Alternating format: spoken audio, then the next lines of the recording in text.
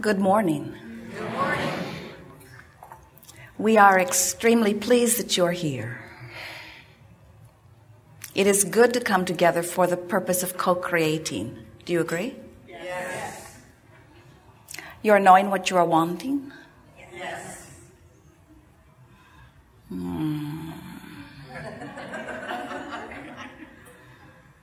You are enjoying the contrast of your time and place?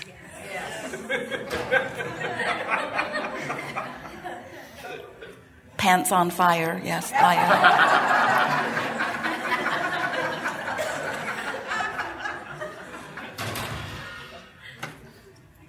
You have come to the place where something you've been wanting for a while, even though it is not yet manifest, is not only tolerable, but, well, let's just start there. It's tolerable.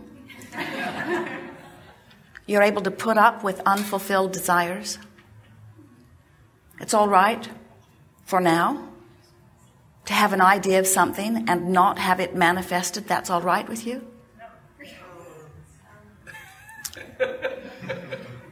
We understand, but you've really got to get so you say yes to that before things will start coming easily, because it is that very discomfort that you feel over things not yet manifesting that causes a longer and longer and longer delay in them manifesting. Because when you want something and you notice it hasn't happened yet, and you keep noticing that it hasn't happened yet, and you keep feeling the way you feel when you notice it hasn't happened yet, that feeling is your indicator that you're offering a vibration because it hasn't happened yet that matches it not having happened yet. And as long as the vibration that you're offering is about it not having happened yet, then it can't happen. So, do you sort of get it that you must, as a deliberate creator, decide that you are not going to offer your vibration in response to what is? Because if you are offering your vibration in response to what is will remain as it is. You have to find a way of molding the energy into something that matches what you want. Most of you, even those of you who are beginning to understand about emotion, understanding that it is your guidance system, even those of you who are beginning to understand that it is a vibrational universe in which you are focused and that you are vibrational beings, still, most of you offer your vibration in response rather than in deliberate offering. Something happens, you respond vibrationally. We want you to understand that deliberate creating is about offering a vibration by purposeful intent. I'm offering this vibration because this vibration matches my desire, and if I offer this vibration which matches my desire, then my desire must manifest. 99.999999. Most of every creation is complete before you see any physical evidence. It is complete in the vibrational sense.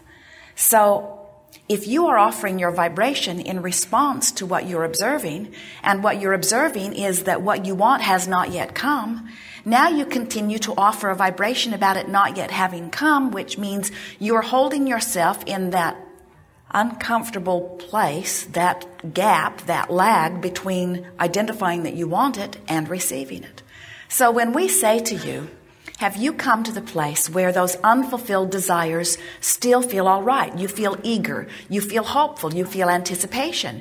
You're looking forward to it unfolding, but you're not disappointed that it has not yet unfolded.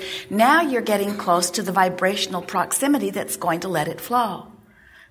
We want you, as you begin to bring this idea of allowing the energy that creates worlds to flow through you toward your creative end, we want you to feel how well named this gathering is, as we call it, the art of allowing, because you become very practiced, very good, very artful.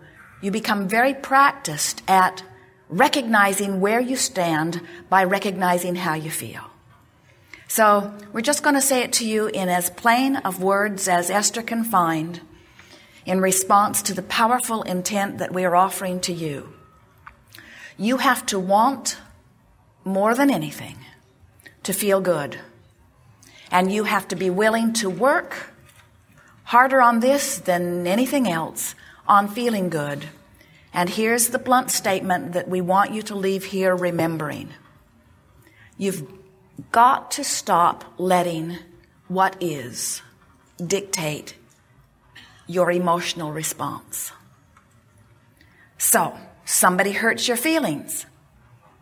You don't want to be somebody that somebody can hurt your feelings. You don't want to be hanging out there so tentatively that terrorists could strike in a part of the world that has nothing to do with you and it can make you afraid. You don't want to be hanging out here in such a fragile position that someone that you care about could be disconnected, having a bad day, say something to you and hurt your feelings, and have them, who you can't control, wouldn't want to even if you could. We're speaking from your inner being point of view, of course.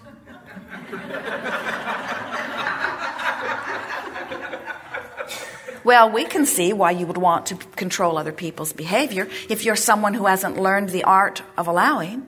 If you're looking around and having emotional responses to what you're seeing, we can understand why you'd get pretty heavy on the trying to control circumstances and conditions. But by now, we would have thought you would have given that up because you're not able to do it. And as soon as you get one of them corralled and managed and molded in the way that they need to be so that you can look at them and feel good, another one just pops up. Or that one goes off and meets some new friend and starts catering to what they want instead of catering to what you want, and then you're back to square one again. You spent 18 years teaching that kid how to behave, and then he fell in love, and now he's doing what she wants.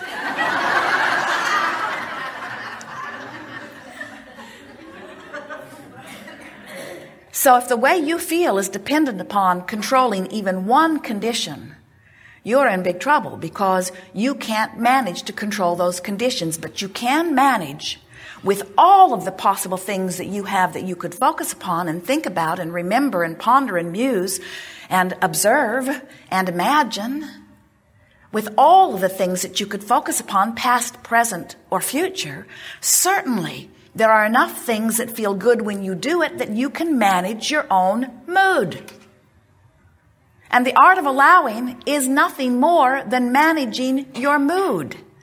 It's saying, I want to feel good, and when I do feel good, I'm in alignment with good things.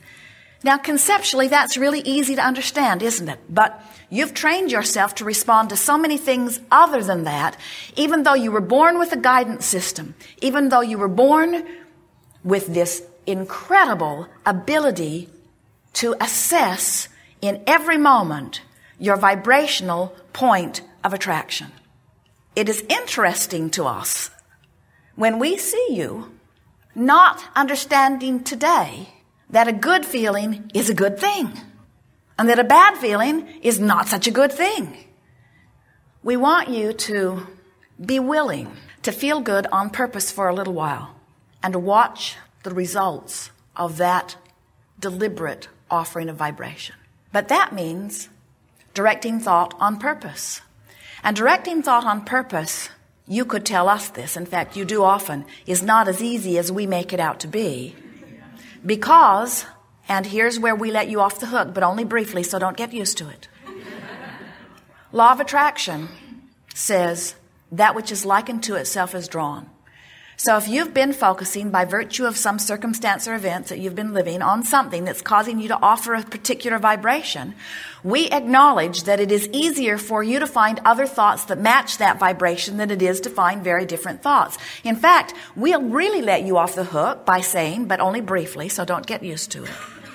We will really let you off the hook by saying, you actually cannot find thoughts that are very far from the thoughts that you are thinking. In other words, if you're depressed and some bright-eyed, bushy-tailed Abraham student comes to you and says, you know, you create your own reality. And you're supposed to feel good, and things can get better for you. All you have to do is cheer up. You're thinking, I do not create my own reality, or you'd be gone. It's just annoying to have someone all bright and happy and sure of themselves flapping in your face when you are in a place of not feeling good. We know that. But what we want you to understand is, unless you make an effort to feel better, and unless you accomplish feeling better, you have not shifted your vibration at all. And if you have not shifted your vibration, things cannot change. And dear hearts, there is not enough effort in the world to make the difference. You can't work hard enough. You can't work long enough. You can't gather enough other resources to you. You cannot buck the current of your own vibration.